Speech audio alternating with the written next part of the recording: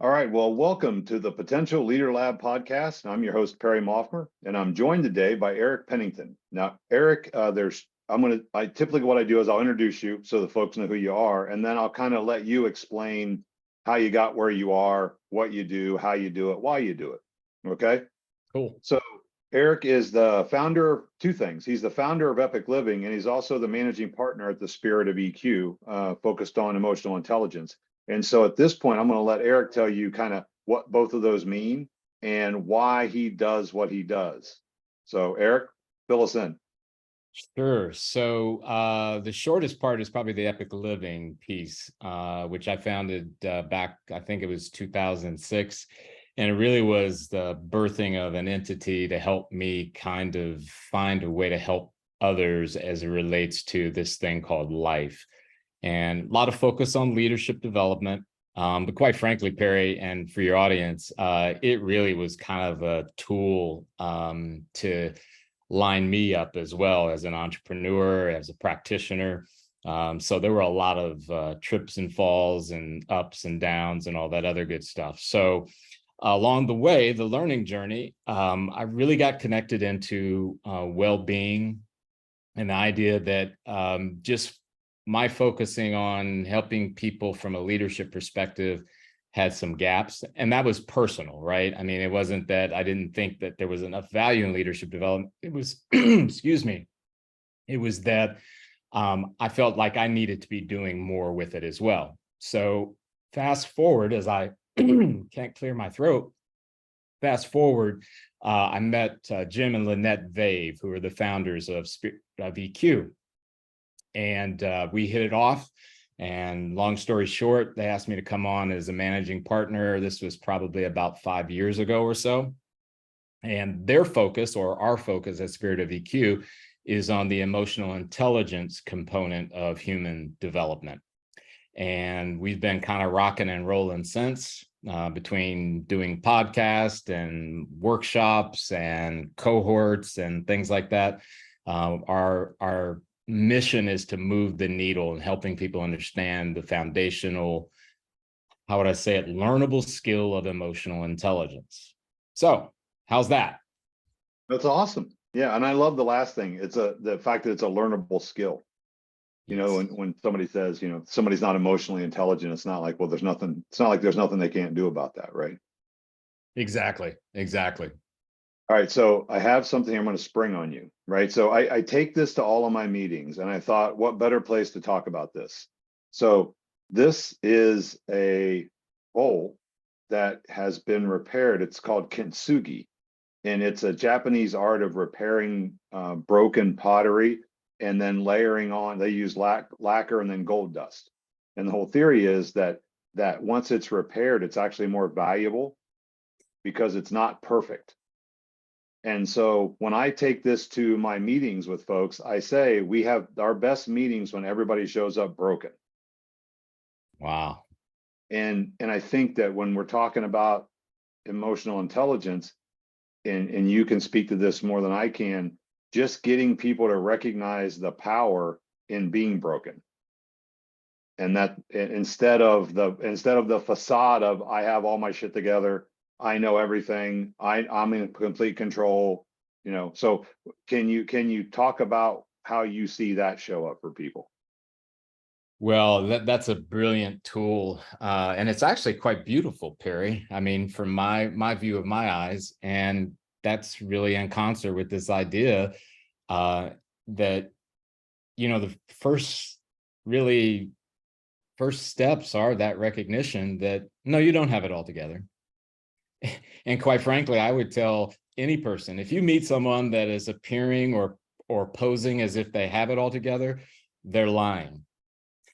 And or they're a psychopath. Yes, that's a good qualifier. You may be in the presence of a psychopath, to which the nearest exit is probably a good idea. Neither one's good, but I'm just saying there is two alternatives. Well, yeah, and there's a lot more hope in the former than the latter. And I'm saying that with empathy.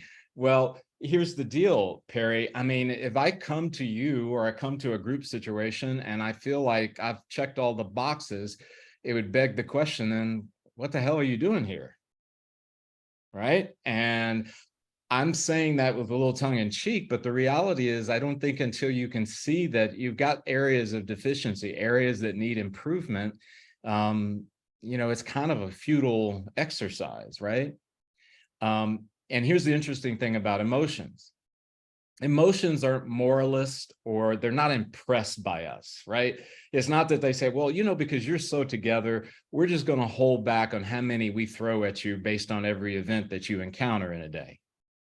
They're coming, and they come every single day in multitudes of fashion. Sometimes they come at one at a time. Sometimes they're in repetition, or, you can fill in the blank. And it's no respecter of persons. You can have the biggest title, you can have the nicest home, you could be in the gutter. Emotions are not connected. And over time, I've learned this more and more.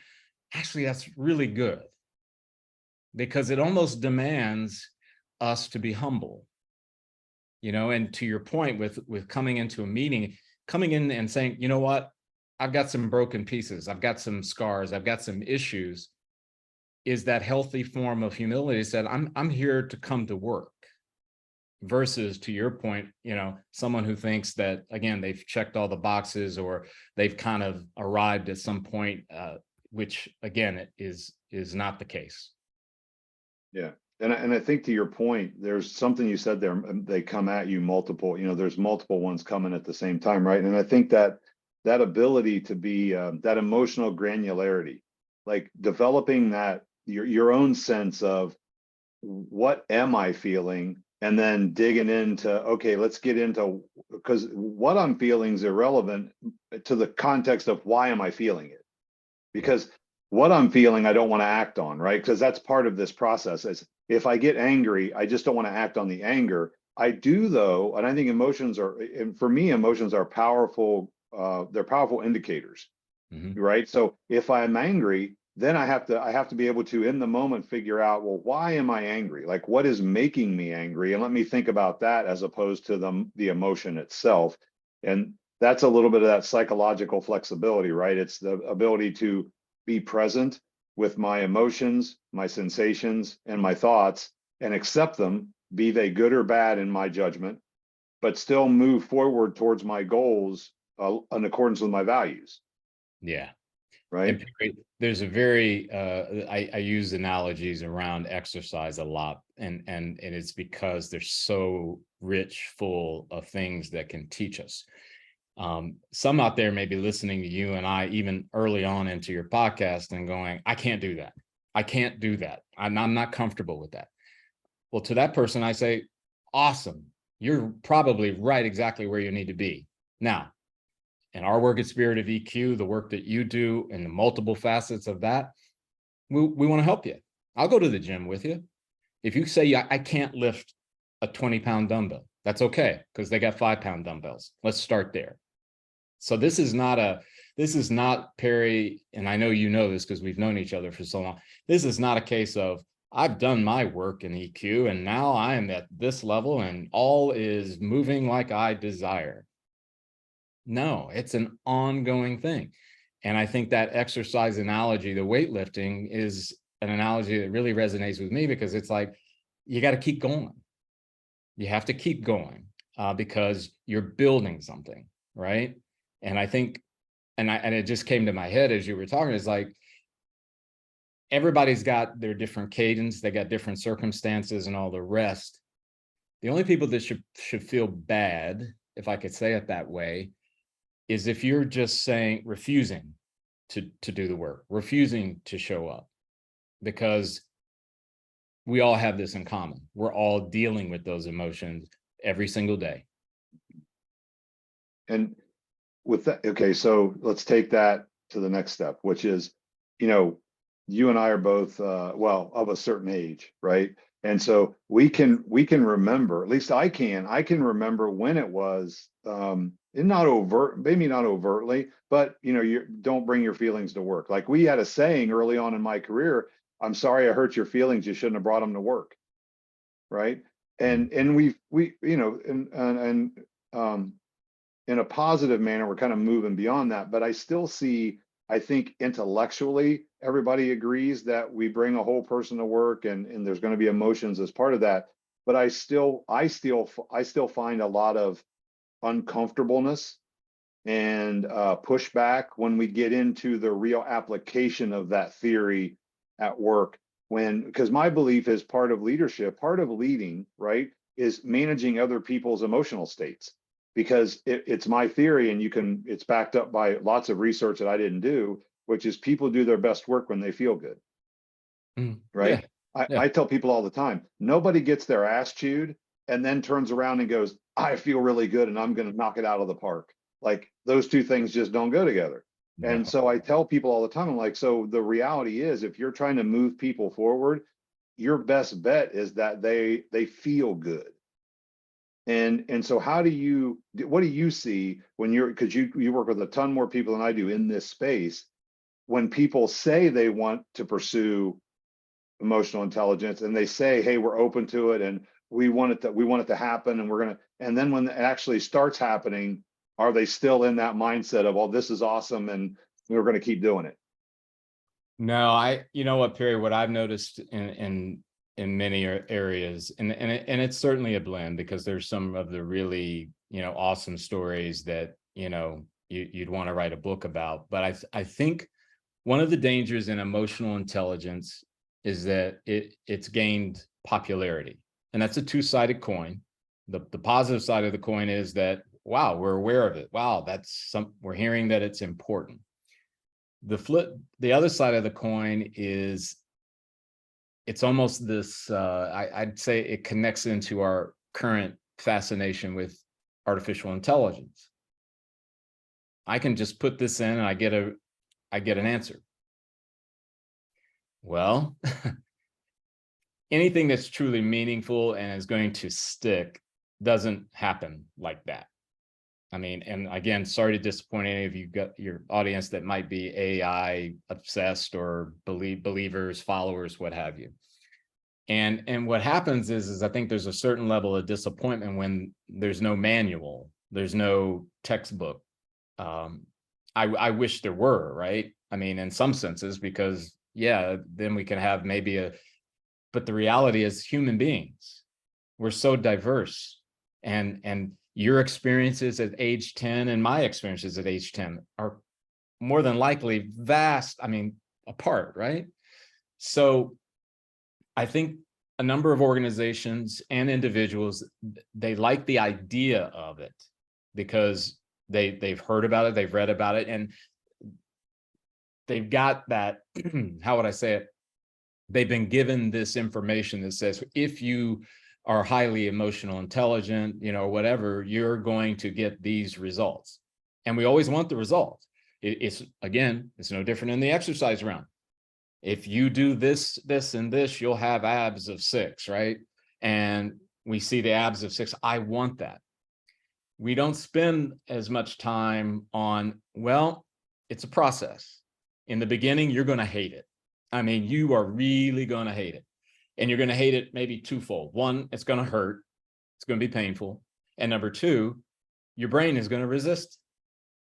You and I are both fans of Andrew Huberman. I like his term for limbic friction. And that just describes so perfectly this idea about when your brain says, oh, no, this isn't efficient, this isn't easy, and this is potential harm to you. So it's going to resist. I think if we understood that a little bit more and understand that the abs come from your commitment to the pain and commitment to the showing up, you might be more prone. Now, having said that, even for those organizations, the onus is on us to explain in a way that's persuasive, inspiring, that it's worth going on the journey. But I'm not going to sit here and say, well, Perry, everybody jumps in and just says, yes, I'm ready to go on the journey, because it's not. I mean, I have clients just in my head where there's a struggle. Tell me what to do. Tell me how. And I'm sorry, it doesn't work that way. And even if I attempted to tell you, do this, do that, do this, do that, I'm operating on so little data. Again, Perry, I don't know what 10 years old was like for you. I don't know what happened when your coach said, you're never going to be good at that. I don't know. There's so much I don't know. It can't be an instruction manual. So anyway, that's kind of how I'm seeing it. And I'm certainly happy to talk about the positive and the uplifting stories too. Well, so I'm gonna take something you were talking about because it just occurred to me, and I'm gonna take a little bit of a left turn. Okay. So you were talking about the gym metaphor, right? Which I think is powerful and I think is appropriate. Yep. And I started thinking, so the people want the Ozempic, right? They don't want to, and this dawns on me. So I want to know what you think about this. As you think about, because I've been doing some reading around goal and goal orientation and achieving goals and goal research. And one of the things that came out, and it came out with some other folks I was talking to at a meeting, that it isn't as much about the goal, but it's who we become along the way in pursuit of the goal. And so if that's the case and we're looking for shortcuts all the time, we lose that, right? We lose the development opportunity of becoming someone different in pursuit of the thing that we want, because so much happens in that time frame. It isn't about going to the gym. It's the people you meet. It's the skill set you acquire. It's the relationships you develop. And I'm still just sticking with the gym metaphor, Yeah. but even in other things, like the journey is the end. I mean, Cervantes was right. And so when we skip to the, we're in this, everybody, we just want a pill for everything. Yeah. Like we want a solution, and we don't. And at what point does not earning the solution cause problems? Yeah. And, I want to say in salute, again, in my head, I'm thinking of the client who, again, the marching, just tell me what to do, right? I will say, to their credit, they're still with us. So they haven't left. They haven't said exit because you're not telling me what to do. But you're talking about this idea of give it to me now, give me the pill, give me the answer, and the robbing of the experience of that journey from beginning to, again, whatever milestone it may be. I think, and I'm a recovering person in that regard, Perry. I mean, much of my career was spent like, I just got to get that. I have to achieve this. I got to get there, and paying very little attention to what was happening in between. And I found I was much more obsessive about, well, what time is it? How long is it going to take? How long have I been doing it? When? But as time has passed, I've started to understand that the idea of the journey is absolutely spot on. And it runs counter, if you think about it, to our culture.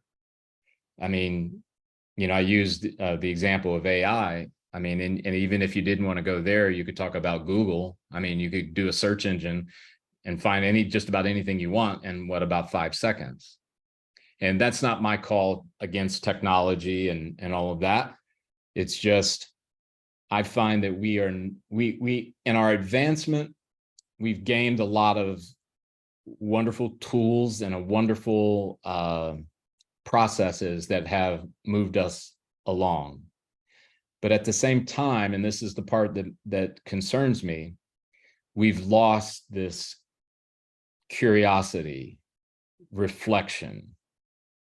And those two are very, very important. And I'm getting to a place where I'm starting to wonder, is that, have we hit a tipping point on that one? Because, you've heard the constant refrain. Well, I just don't have time. I've gotta, you want me to do this, but I've got to do that. And I just need to, and I'm going, there's going to come a day, whether it's you personally or us collectively as a society, we're going to need that reflection and curiosity to be able to look at things at different angles, to just slow it down, to, and quite frankly, Perry, when people throw out this stuff, I'm so busy, I've got so many things I'm working on, and I have to be here and I have to be there. I think we have an overinflated sense of how important we are.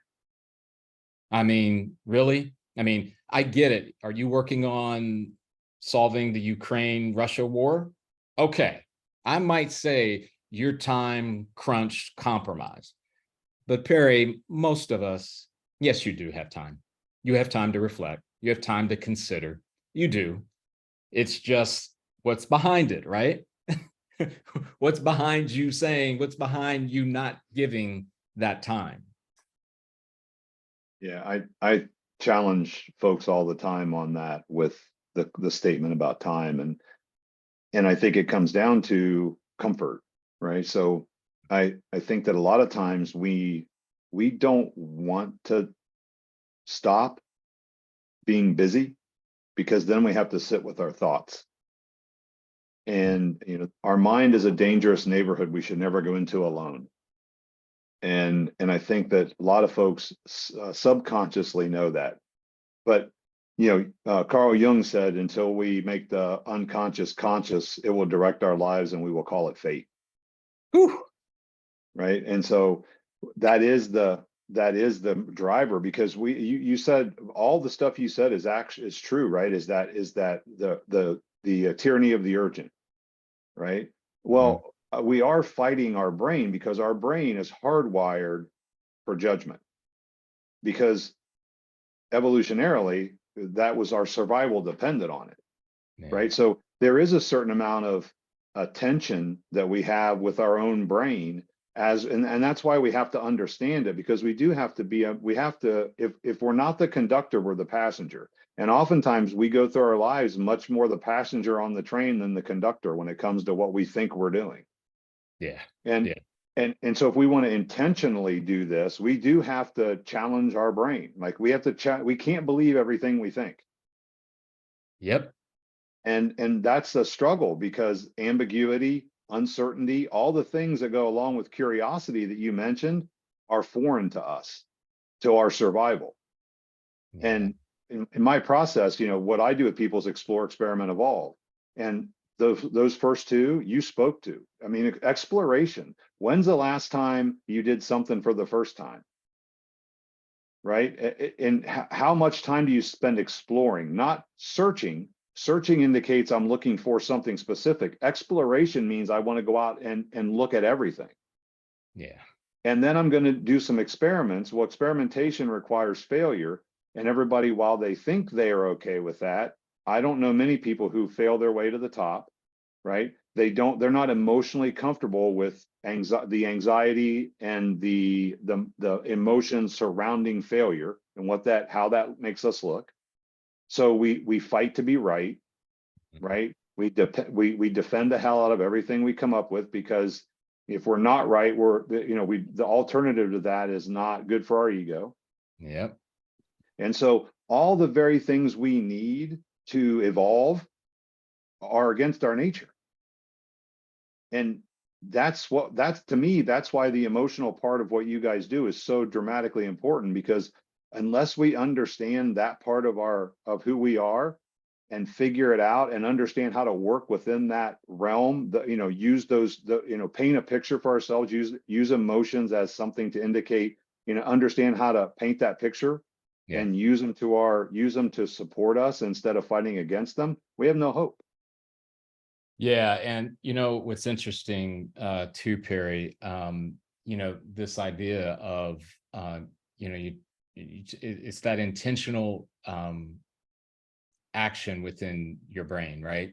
And I'm saying it in a somewhat of a choppy way, but it's kind of ironic that you say this, because it connected me back. So I practice yoga.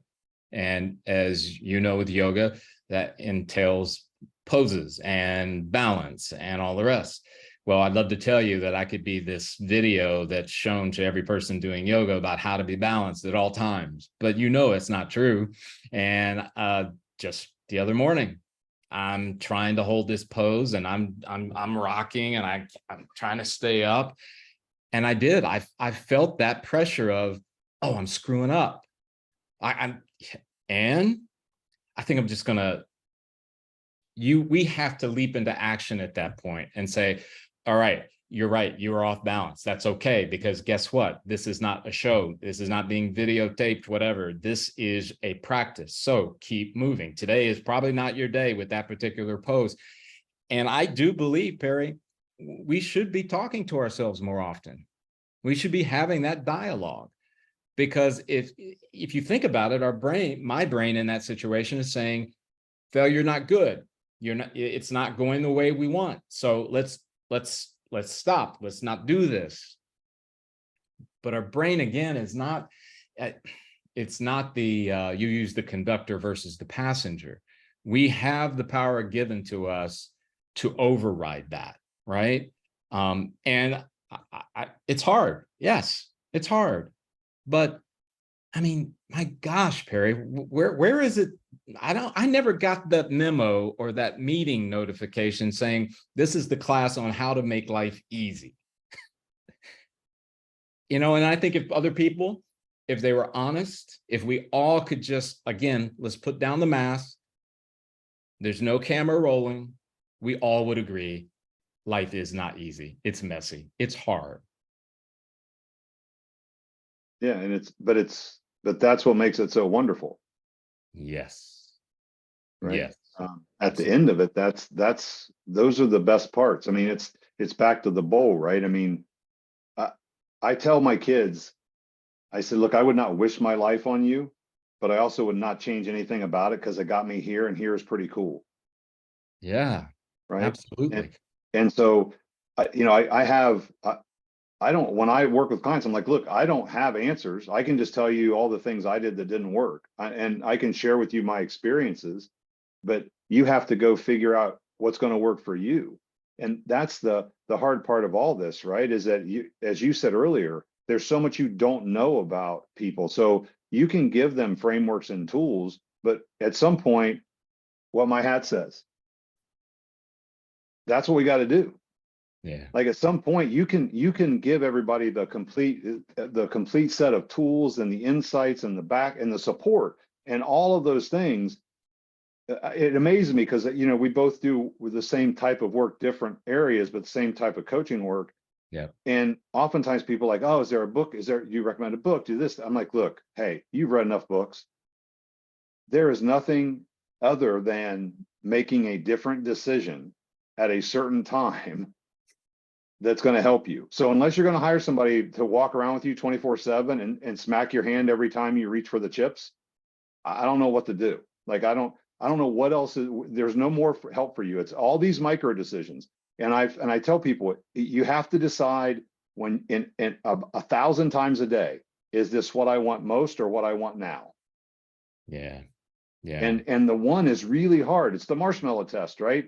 That they put the little kids in the room with the marshmallow and say, I'm coming back in 15 minutes. If you don't eat it, I'll give you another one. I come back, right? Yeah. It's delayed gratification. And it is hard. I mean, every day I'm faced with it. I mean, my wife just sent me an article about aspartame. I drink Diet Coke, and now they're going to label it a carcinogenic. Yeah. They're going to label it carcinogenic. And so she's like, hey, read this. I'm like, I don't have to read it. I saw the title. Like, I get it. Now, am I going to quit drinking Diet Coke? Well, that's on me, right? I got to figure that out. I just bought one earlier today, and I'm like, something's going to kill me. But that's the decision. Those are the decisions we're faced with. Do I want, if I want to be healthy, am I going to make the right choices? Yeah. Right? If I want to bring out the best in the people around me, am I willing to do that work so that I can show up in a way that helps them show up? Or am I just going to act the way I feel because it feels better right now and I'm angry and I want everybody else to feel bad because I'm angry? Yeah. Yeah. And I will tell you this, Perry, to your point about what makes life interesting. And I would say add to that meaningful and dynamic, all of the things that I think most everyone is wanting, right? If you think about it, it's kind of like a movie or a book. If you read a book or watched a movie where the main characters always got what they wanted, they got it instantaneously, and they never had to worry about, you'd say that'd be the most boring movie the most boring book ever. But isn't it interesting when it comes to our lives? It seems like a ton of us are like just obsessed and striving to make that reality true. And don't get me wrong, Perry, and for your audience as well. I get it. There could be some events in your life that you experienced that were traumatic. I get it. There could be some things. I do not know your story, but I can tell you in my experience, that bowl that you just held up with the cracks that have been repaired, that is a more meaningful life in illustration than a perfectly rounded, perfectly, shell, that kind of thing. Yeah, that's well, you just described the hero's journey, right? It's Joseph Campbell. Yeah. That's why it's the foundation of every great movie. Something happens, fall from grace, go and find yourself, come back. Every single book or movie that you enjoy is built around that same model. Right. Yeah. Right. And there's a reason why, because as you said, it's the universality of it. Yep. Because it's so funny. I work with a lot of people that they manage, right? They work in a capacity where they have managerial responsibility, and I tell them, I'm like, okay, just so we understand each other, and this is exactly what you just said. You do understand your job exists because things go wrong. So if everything were to go right as you would like, you would not have a job. Like, we would not need people like you if everything went right all the time. And it's so I always clear the deck. I'm like, so let's just understand what we can expect. Like, we should embrace, this is all job security. Like, the more it goes, the more things go wrong, the more they need you. But it can be argued that all of our frustration in life comes from one thing, and that's that we have an expectation the world doesn't meet. Right? Yeah. We expect that we get up in the morning and we put our feet on the floor and we envision a perfect day. And then the minute things start going wrong, we get aggravated, and it's all just about our perception. It's about the way it's about our expectations that are false to start with, because that perfect day rarely ever happens.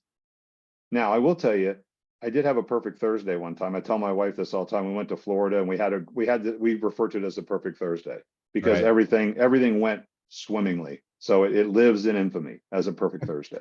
But those days don't happen, right? But it is all about, we build this expectation up. And I'm like, look, the world never has, never will, and doesn't now give a shit what you want. Like, Yeah. it does not care. And nor should it, and nor should you expect it to, because that's what this is. Camus refers to it as the absurdity of life. We're thrust in, we don't have a choice. We're thrust into life without choice because we didn't choose to be here and be born at this time. But then choice follows us throughout our lives, because from that point forward, we have choice every time we need it, even when it's not the choice that we'd like. Yeah. Yeah. Well said. Well said. So I got a question for you. Yeah. I'm going to move it up in the list. So tell me how your love of jazz works into how you work with people. Oh my. Well. Now I'll just check out and I'll come back in 20 minutes. Oh yeah, I and was gonna say, Barry, see where yeah, we're done. because I could wax on, and this, I could wax on for a while, but I'm going to try to be brief. Well, I had you help me with some stuff the other day, and you worked in a Miles Davis quote, like just out of the blue. Yeah, I always do that. And some of that it's selfishly motivated because it reminds me of like, okay, this is for you.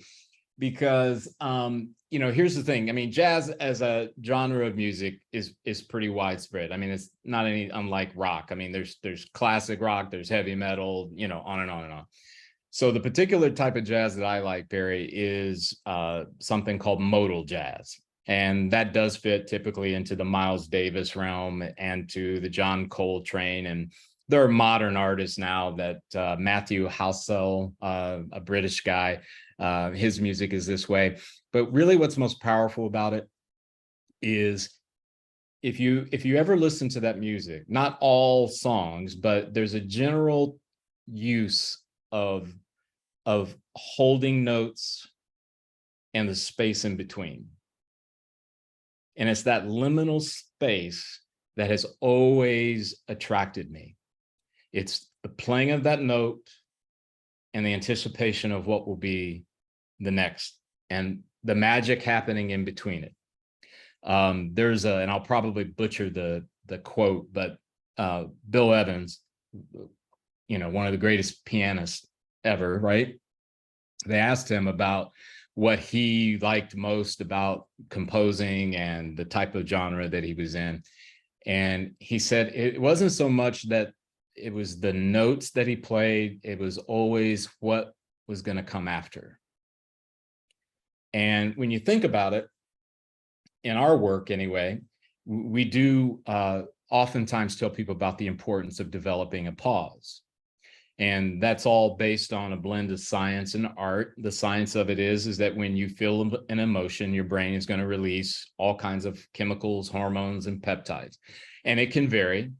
I mean, a strong emotion like rage is going to produce different and more intense levels of chemical hormones and peptides than maybe something like apprehension. So it has that variance. But if we can develop a pause to allow our brains for those chemicals, hormones, and peptides to subside, when that happens, it positions our prefrontal part of our brain, the executive function, to take over the logic side, right?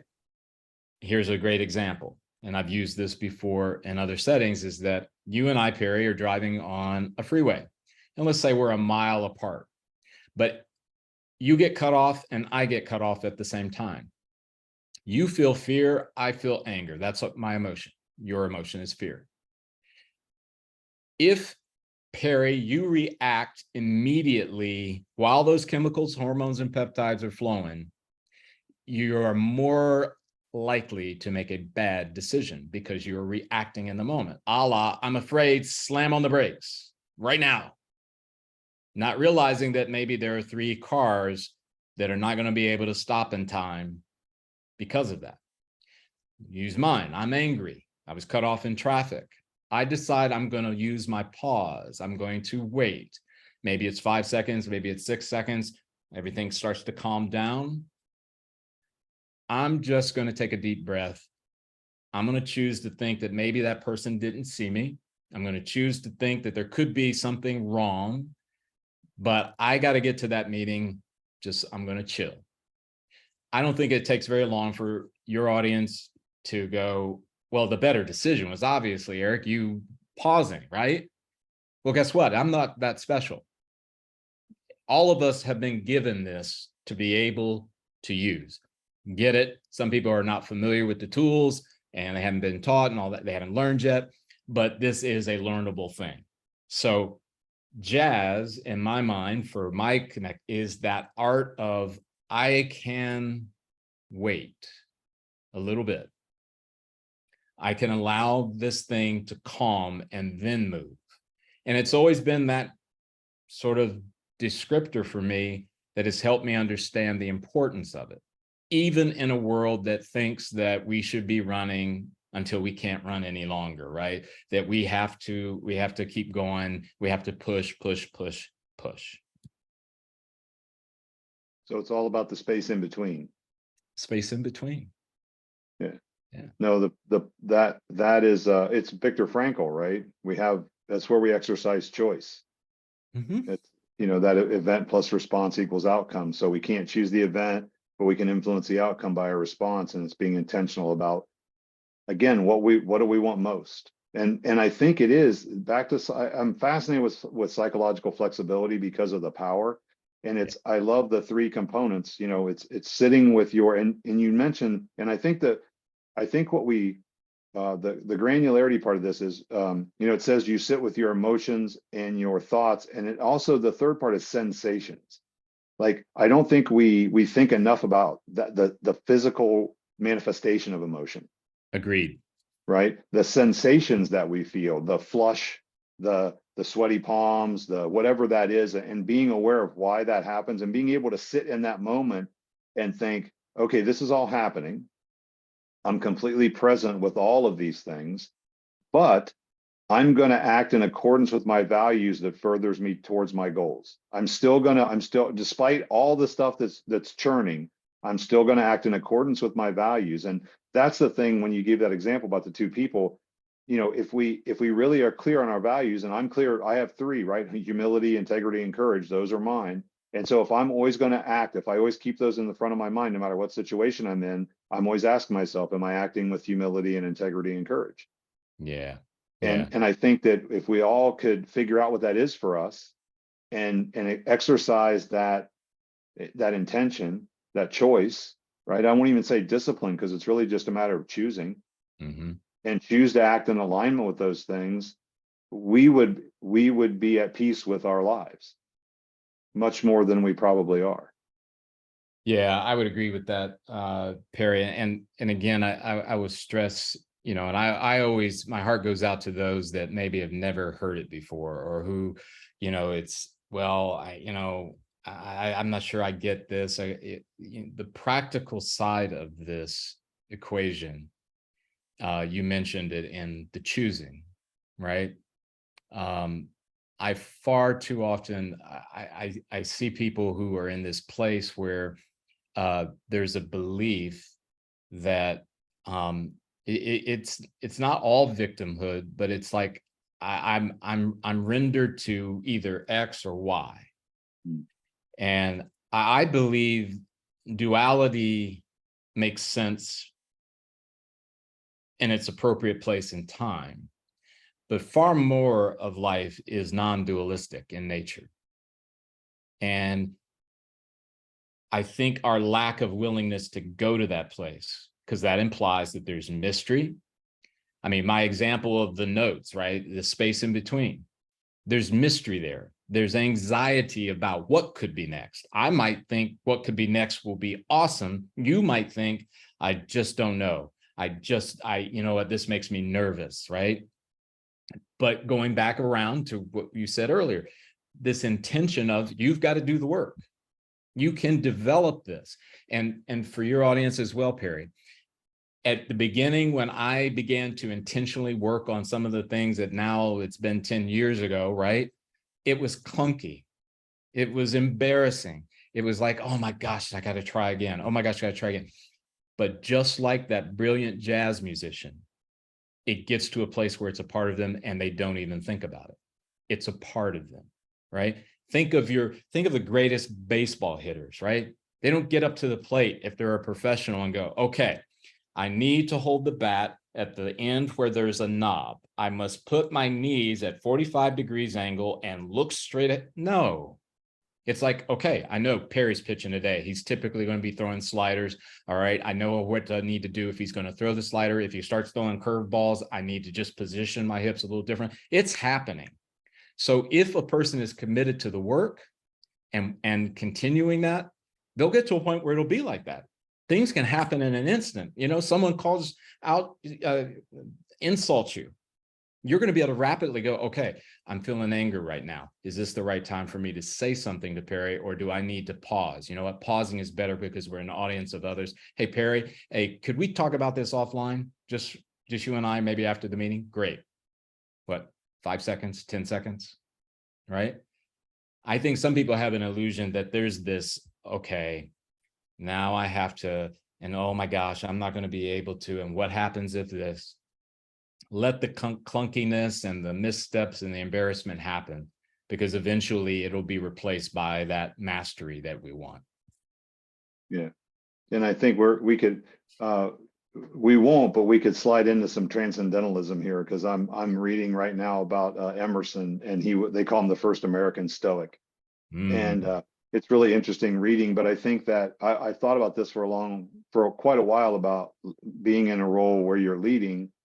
Is one of the ways to look at this is trying to bring forth what the world wants to happen, right? When you're put into a role in an organization or with a group or with a division or at your home or wherever, it's about sensing what's trying to happen and then allowing that to happen.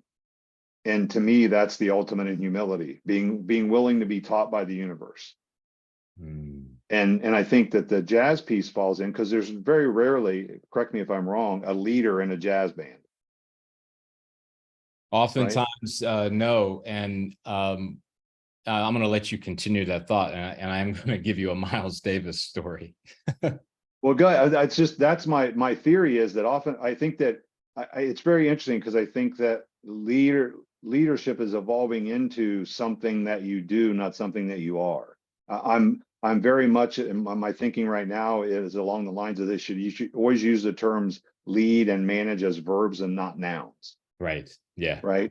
And there's actions you take, but you don't become that thing. So yeah, you could slide in and provide some leadership at a certain time, but it doesn't become a label or a job, or it doesn't become who I am. Like, I'm not identified as that. Like, that's not my identity. So I can also slip out of it, and somebody else can jump in, because maybe the timing's better for them and they have a different skill set. So it's much more fluid. For the group, the organization, division, whatever, it probably is a lot more powerful that way, because we don't identify ourselves as quote unquote a leader. But go ahead. So this is a story. Miles Davis Quartet. This is in the 1960s.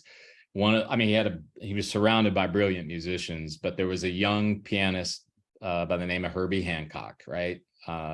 And he was brilliant then, and they're playing in Germany, somewhere in Germany, and they're on stage, they're going through their numbers, and Herbie Hancock hits the wrong note, and it was very clear that does not belong there.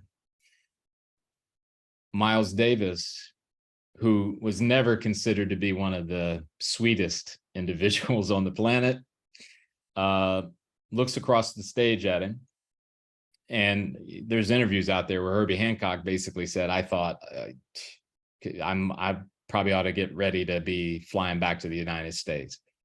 But what Miles Davis did, he followed Herbie Hancock's mistake. He went there and then continued on. They all continued on from that place. And you think about it, it's very conversational in its terms. And many people will say that form of music is designed to be that way. To be able to take a mistake and to be able to pivot as a group to that in order to move forward. It wasn't like he pivoted and then we're going to start all over. It was, he pivoted to navigate something that wasn't expected, to keep what was expected to happen, you know? Yeah, so I'll tell you this, and I just heard this morning, and I can't remember the gentleman's name. Bo Lott, I think might be his name. He's a neuroscientist. Okay. But here's what's interesting, and it aligns with just what you said. He said the goal is not to go from point A to point B. When you're on A, the next step is just not A. Oh, wow. That's wow, that's money. Yeah. So it follows that. It's like, so it wasn't there. It's, the whole point was Miles Davis didn't see a mistake. It was just not, it was not A. Yeah. Right. So you're free to move, you're free to innovate, you're free to create when you're not expecting and have a heavy expectation of what comes next and have that already formulated in your mind. And Perry, you've seen it. I was on a podcast a couple of days ago in a conversation about the challenges that young managerial leaders have in environments where there's the pressure that you need to know everything. You need to have an answer for everything. And what this person said that I think was really on mark was that what that does, it then shifts things to a more egocentric type of leadership, which is, I can't be wrong. I need to always be right. And then we kind of went even further, is that, could you imagine someone in a place for 10 years? Think about the neural pathways that get created from that. It's really quite sad when you think about it. But I think leaders, managers, whatever you want to call them inside of these organizations, they would do themselves a favor if they would create environments where the next step is not A, right? Like you described. If you're playing A, the next thing is not, it doesn't have to be. And we have all kinds of tools, Perry, to determine whether or not we're moving forward. I mean, it's not like it's a free for all and nobody can really know, is it working or not working? Yeah. Yeah. Well, I have I have taken up enough of your time. So Oh, are you kidding? I took you off track a couple times. So is there anything, a couple of final questions. Is there anything that I haven't asked you that I should have asked you? You know what? This is great. And you know, the one danger of me coming on your podcast, Perry, is that we could just keep talking and we can go down various paths because we've done it before in other environments. But no, I think you've hit them well. You know, one thing I just want your audience to realize is that, you know, regardless of where you're at in this thing called life, whether it's in a professional setting or personal, what matters is what you decide to do now. Like, what are you going to do next? Because, you know, we can exchange all kinds of great information. We can have all kinds of certification that backs us up, and we can quote from books and all the rest. But what did you hear today that made you go, yeah? Now, what are you going to do with that? That's my hope, because I do believe this is part of the process of helping us move forward culturally. I don't know who's going to be tuning in. I don't know how many listeners and all that other stuff, but who's to say, right? I mean, yeah. And that's important. So I think we've covered some great things. All right. Well, if people want to get in touch with you, where do they find out more about you? Where do they find out more about your work? Sure. Easy part is spiritofeq.com if you want to know about the company and what we're involved in. If you have something that you directly want to ask me about, it's just eric@spiritofeq.com, and it's Eric with a C. All right. Awesome. Well, I really appreciate you taking the time out to come on. It's been a great conversation. I appreciate your time. Thanks, Perry. Really appreciate it as well. All right, everybody, we're wrapping it up. And as always, my only goal is for you to take care of yourself and take care of each other. And we'll see you back here in the lab soon. Thanks. Perfect, as was expected.